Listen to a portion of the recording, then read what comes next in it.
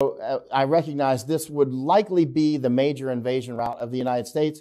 And so I just started spending a great deal of time down there. I got to know many of the Embera Indians and Kuna Indians and others down in the jungle. And I started mapping out the pathways that they're coming in, getting to know members of the government and that sort of thing. Now, keep in mind, a lot of people have no idea who I am, but I've spent most of my life downrange out overseas. I am an American, born and raised, was in the U.S. Army, that sort of thing.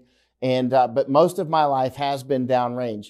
I would say 2/3 of my life has been in Middle East, Asia, deep. And, I spent a year in and around China. I've written 3 books on Chinese information war that are only in Japanese, actually, because I've been working to wake up Japan for years. So in other words, I'm not coming into this flat-footed. I'm not coming into this as somebody who looks at a map and thinks, hey, this might be the route. I'm looking at this as someone who has traveled in about 100 countries or lived in so many countries.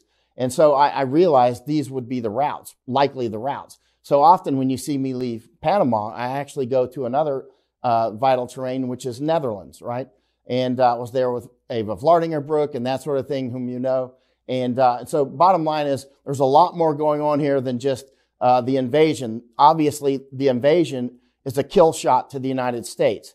Now, anybody that can get their feet anywhere into South America, which is pretty much most of the world at this point, they can get to the United States very quickly. And they can do this through the Darien Gap.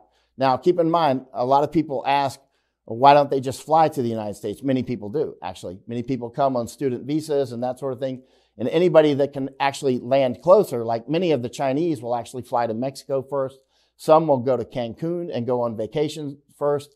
And if they can get a visa to Mexico, they'll go to like Cancun and they'll meet their, what they call snakeheads in Mandarin is what we call coyotes. The Chinese call them snakeheads. They'll meet up with their snakeheads in Cancun or Mexico City or Tapachula.